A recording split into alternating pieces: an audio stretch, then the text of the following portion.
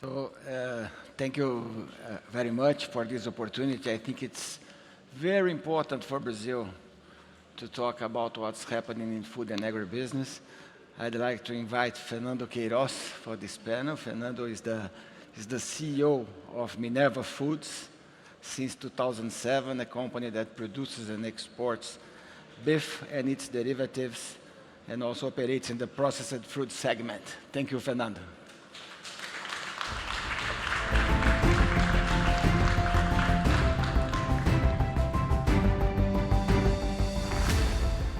I'd like also to invite Paulo Sousa, who has led Cargill's agricultural supply chain business in South America since 2016 and has over 30 years of experience in the agribusiness sector. Thank you, Paulo.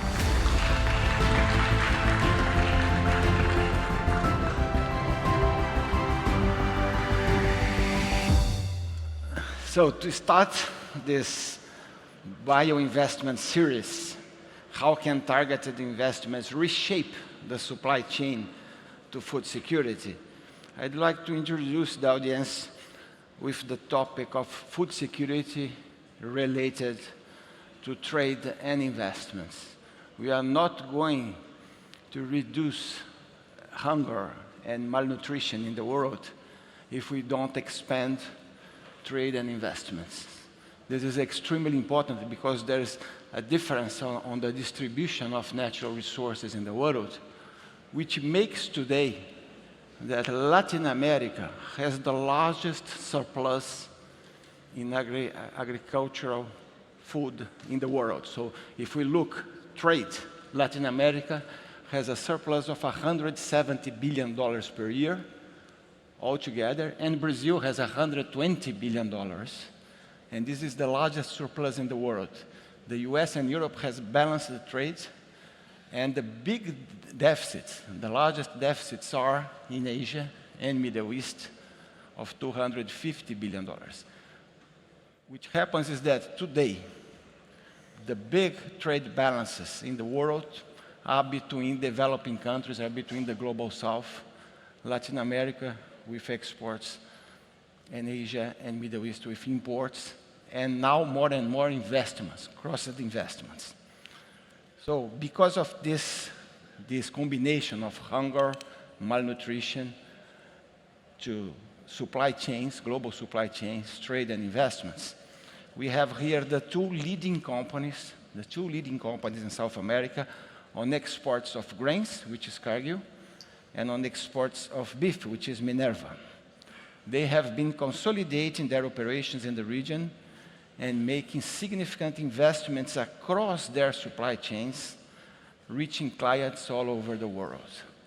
So it's the two best cases in two of the products that Brazil is the leading country in the world, in soy exports, in beef exports, and companies that operate all over South America, consolidating the supply chain to reach consumers in Asia, basically in Asia, but all over the world.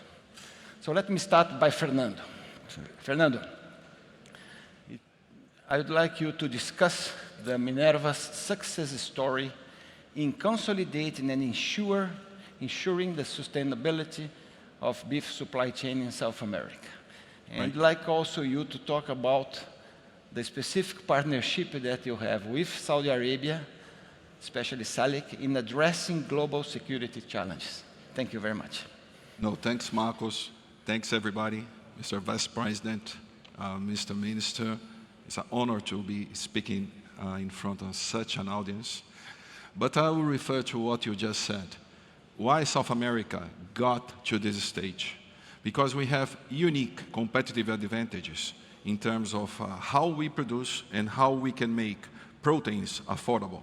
And they are linked to the climate that we have, to the availability of water, to the respect to the nature, and to the availability of technology inside our country. This allows us to take steps on becoming the most efficient producer. The region of South America becomes the most efficient producer. And here I refer to David Ricardo. What's the real vocation of the nations? And the real vocations, one of the real vocations that we have in Brazil, is to produce agri-products. And this goes to food security, this goes to renewable fuel, and this goes with a big conscious on how to do it in a sustainable way. Minerva is a company that is present in more than 100 countries, trading and producing. We produce in Brazil, in Argentina, in Uruguay, Paraguay, Colombia, Chile, and Australia. And from this platform, we are trading with the rest of the world. The Middle East is one of the main partners that we have. And talking about our case with SALIC and PIF, I would like to highlight some things that are very important. I just heard from the minister the importance of being present. Being present is definitely a very important part on building the basis of what makes a relation that's trust, that is developing the confidence in each other. On the top of that, I would highlight the clarity that we have on identifying the synergies.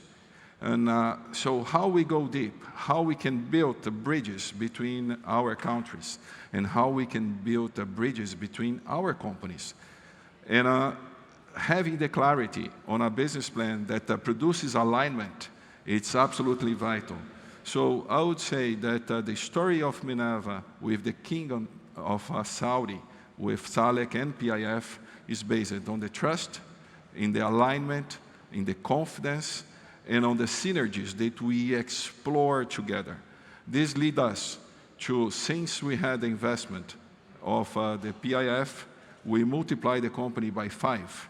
We increase the geographic diversification, and we were able to implement the business plan that we shared in 2016 that is very aligned with the Vision 2030.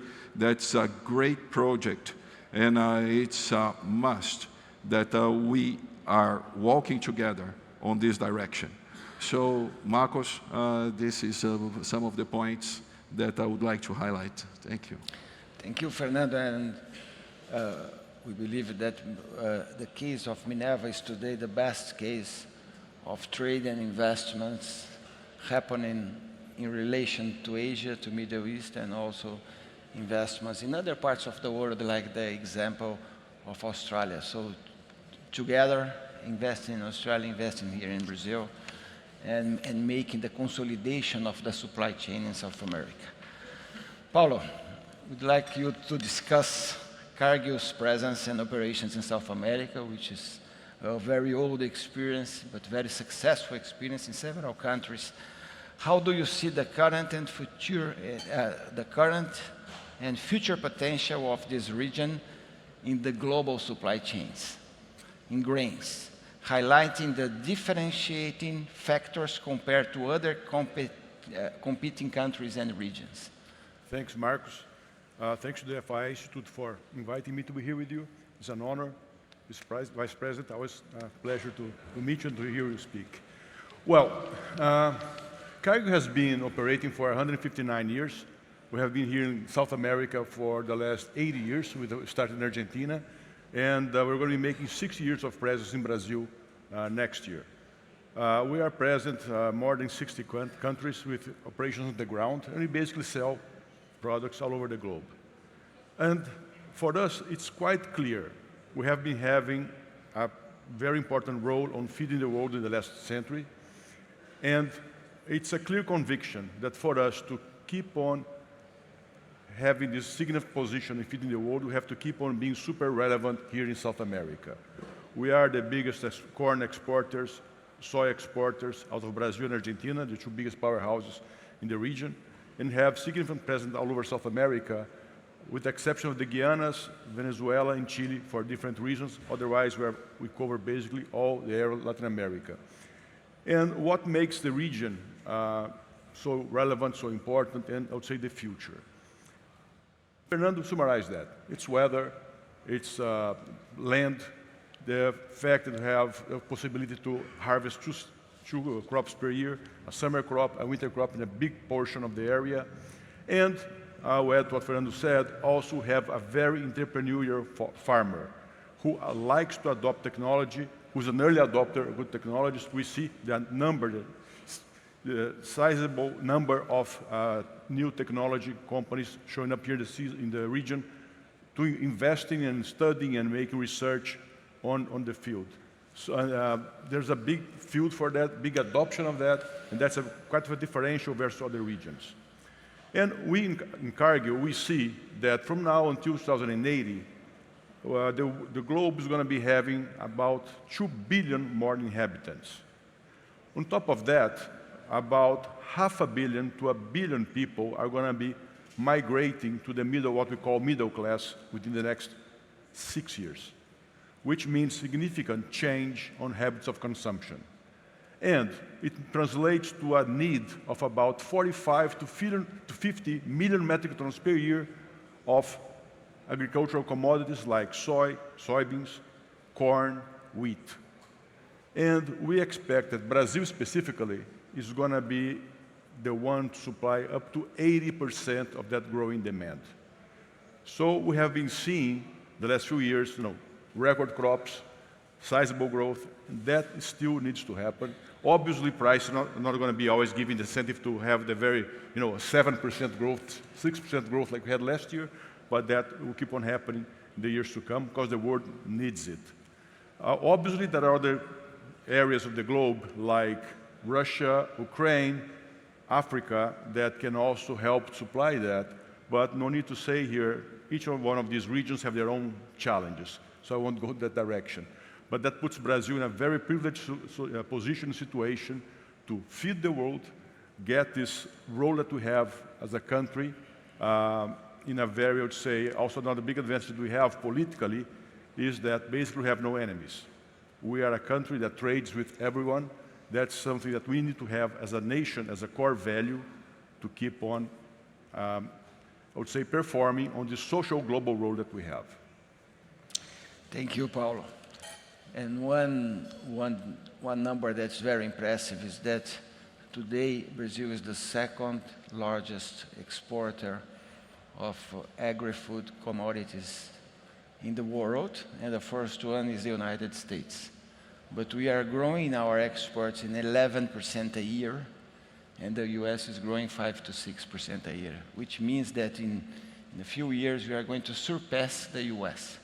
The cotton belt, the corn belt will not be in the Midwest of the States, but it will be here in Brazil because we are growing so fast with the double cropping, crop livestock integration. So the potential we have is very huge, and Cargill and Minerva are two examples of very successful companies in this area. So I'd like to make a question for both of you. Today we are talking about many risks, many challenges in a world that's very polarized. So what are the two biggest challenges you see, the two biggest risks you see today in the supply chains you operate? Some risks could be geopolitics, protectionism, climate change, illegality, as the Vice President said, so we are going to zero illegal deforestation. This is a challenge here in Brazil. Productivity, dependence on China, logistics. In your opinion, what are the two biggest risks in your business today? Well, geopolitics is the major risk for everyone. So there's no way to say that in our field it's going to be different. We know the situation of the world. I just mentioned about the two countries that potentially could compete with us on growth for agriculture. They have their issue that impacts the entire globe. So this has significant importance, relevance for everyone. But in our case here in South America, Brazil specifically, and Argentina, in a minor degree, but also to Argentina, that becomes a great opportunity. So it's the biggest risk for the overall global food system, but for this specific region, it's a great opportunity.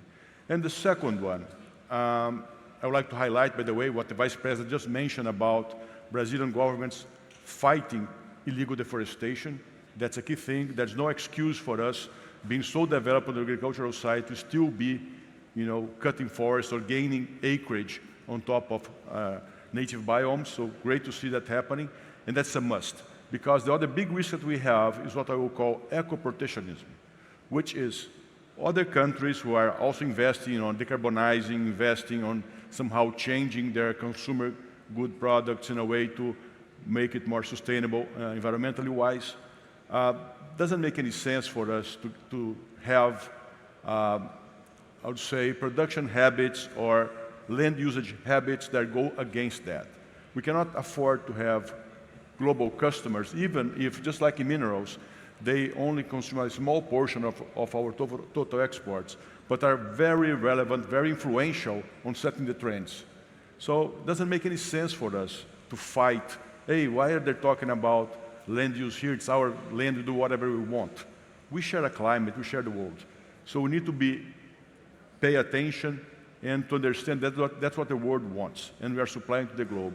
So we need to be cautious and aware about the ecological demands that the world currently has. And in case you don't comply with that, they will put protectionist measures against us. It was mentioned here about the IRA and several other, Europe, now the UDR, which they have a trend to be more ecologically friendly, but they can be very strict commercial barriers unless we play it well. I fully endorse what Paulo just said in terms of geopolitics. And I think this comes the opportunity for Brazil and Saudi. We are countries that we are not taking sides. We are trading with the whole world, from one side to the other. And especially in our sector, we are in humanitarian products. We are in food. And regardless of the politics, the conflicts, of the issues, the population still needs food. It still needs to be fed. So I think this leads us to an opportunity for Brazil and for Saudi in terms of being hubs of logistics, hubs in terms of financial, on how we can make the world more integrated, how we can make the world smaller and working together. And definitely the bridges between our countries are vital for achieving that. Just also mentioning and endorsing again, Paulo, the sustainability and the ways that we can produce in South America, in Brazil, are very unique on having a balance between the environment, the carbon production, the way of decarbonizing the environment and producing food. Sustainability is not only about the environment, it's also about giving dignity for the populations that are around. So Brazil can be responsible for playing a much more important role in the global scenario. So thank you very much. And just to finish, we have still 2 minutes. You just talked about the biggest challenges in eco-protectionism, geopolitics, in sustainability. But based on your previous answer, what's the greatest opportunity that you see today in your business related to international supply chains, trade investments? Fernando. I think Brazil can make proteins affordable. As the population grows, what happens is that the population starts to eat better, and protein is on the top of the priorities. So working together, the private sector and the public sector, on taking barriers out, having a more free trade with the clear rules of sustainability on how to produce, opens doors and makes food more affordable. And this is, as the Vice President said, peace comes with development, and food is a top priority and a top point for achieving that. Well, biofuels, or related to decarbonization, is no doubt the greatest opportunity that potentially the entire society has here. So that's a big one for the agribusiness here. There's no way for anyone today to focus only on food without looking at as well on the influence of biofuels on the food chain. With that, we have sustainable aviation fuel, something high possibility for become a commodity to be globally traded someday. It's not going to be happening in the near time, as a great opportunity. And now, talking about decarbonization. We all have also to reduce decarbonization in our supply chains, scope 3 as we call it. And we are heavily reliant on truck freight in Brazil, which is not as efficient, pollutes more. So investments in infrastructure, be it on waterways, railways, it's a big thing for Brazil. And also, it's sustainable in the point that with better network of transportation, you can actually make the farm price of products be higher in areas already deforested, avoiding further deforestation. And that one, on the project that we have been mentioning here already in this period, is Ferrogrão, which is the railroad to connect northern Mato Grosso to the northern ports. It's a must to get that one built. There's a lot of debate about that because it's crossing the Amazon, but it's needed. It's much better than keep on crossing heavily with trucks in a volume that's going to keep on growing year on year. Thank you, Paulo. Thank you, Fernando. It's very interesting to see on the opportunities. Two things that Brazil is key to the world. First is protein. There's a lack of protein in the world, and there's very few regions where we can have surpluses. And I think that if we look our trade exports, the first thing we see there is vegetable and animal protein today. And in the future, we have the challenge to include biofuels in the global energy transition, because there is still too much criticism on that. But we have a 50 years experience of biofuels, which means photosynthesis in this country. So protein and biofuels, bioenergy, are the future opportunities that we have, the current and future opportunities. Marcos, I think the key for South America, for Brazil, for the developing countries is the food. And the key for the developed countries are renewable fuel. And Brazil can play a very important role in both parts. That's it. It's a big opportunity. And to your point, Marcos, biofuels is actually solar energy into a different form and shape. And that's something that has a huge potential on. So thank you very much for this excellent panel. I think we made a lot of progress in the discussion. Thank you, Fernando and Paulo.